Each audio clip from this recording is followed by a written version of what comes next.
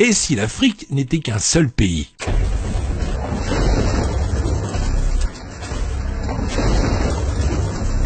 L'Afrique est un continent qui couvre 6% de la surface terrestre et 20% de la surface des terres émergées.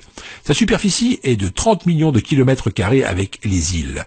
L'Afrique compte actuellement 54 pays indépendants, mais que se passerait-il si tous ces pays s'unissaient aujourd'hui pour former un État africain uni? À quoi ressembleraient les États d'Afrique unis et quelle serait la puissance de ce pays? Alors, il faut savoir que l'Afrique est énorme et couvre plus de 20% des terres de ce monde.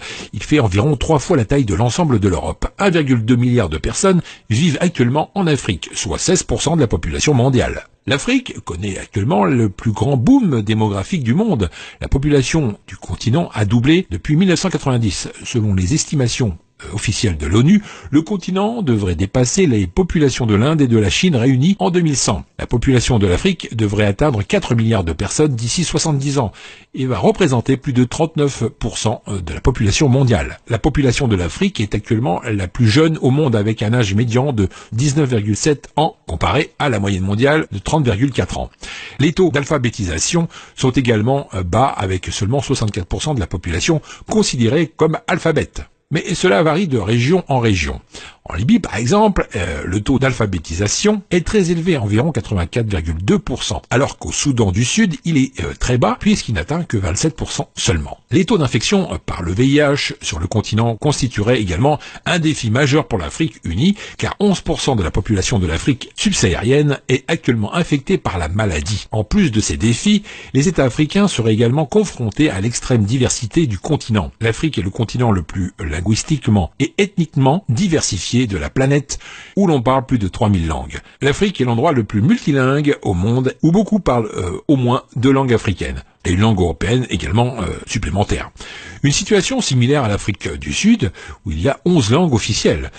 En Afrique du Nord, la langue la plus utilisée, c'est bien sûr l'arabe, et elle est parlée pas moins de 70% de la population vivant dans cette région. Nous avons 20% de la population vivant en Afrique du Nord qui parle le berbère. Dans les pourcentages restants, on y trouve l'anglais, le français et le portugais. Et pour la religion de cet État, 47% de la population serait musulmane, 47% serait chrétienne, 10% restera toujours dans les anciennes traditions africaines et 2% seraient athées ou sans religion.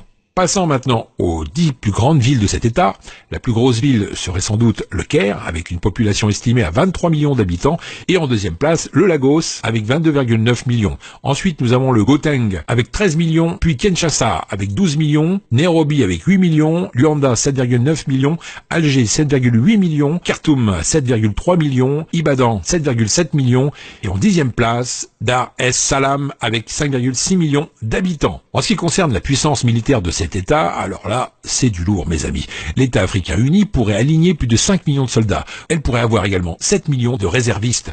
Mais côté matériel de guerre, faut pas trop attendre à voir quelque chose de nouveau. L'arsenal militaire de cet État serait principalement du matériel russe. Mais quand même, ça reste un pays très puissant qui ne pourrait pas être envahi, ça c'est sûr. Avec cette puissance militaire, l'État africain va certainement lancer une vaste opération de nationalisation et annulera le pacte signé avec la France et le Royaume-Uni. Vous ne le saviez peut-être pas, mais aujourd'hui, beaucoup de pays africains continuent de payer un impôt colonial en France, et cela malgré l'indépendance.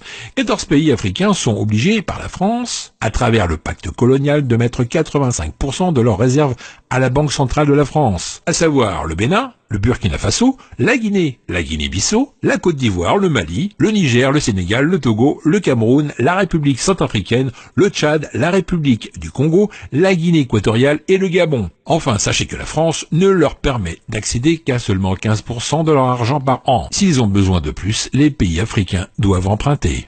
En ce qui concerne les richesses naturelles de cet État, il y a de quoi remplir les poches de tous les habitants de ce grand pays. En effet, l'Afrique détient 90% des ressources naturelles de platinium, 50% des ressources d'or, 50% des ressources de diamants et 33% des ressources d'uranium. Avec la mainmise sur toutes ces ressources naturelles et la nationalisation de tous les projets de pays étrangers pris de force en Afrique, cet État aurait un PIB de 3000 milliards d'euros. Ce qui la classera comme 5e puissance économique dans le monde, derrière l'Allemagne et devant les Royaumes-Unis et la France. Voilà mes amis, encore plein de choses à vous apprendre, c'était bien sympathique. On arrive à la fin de cette vidéo, partagez-la avec vos amis Facebook, Twitter et les autres réseaux sociaux. Pour moi, je vous retrouve dans la prochaine vidéo, juste après, qui s'affiche sur l'écran. Allez, à tout de suite.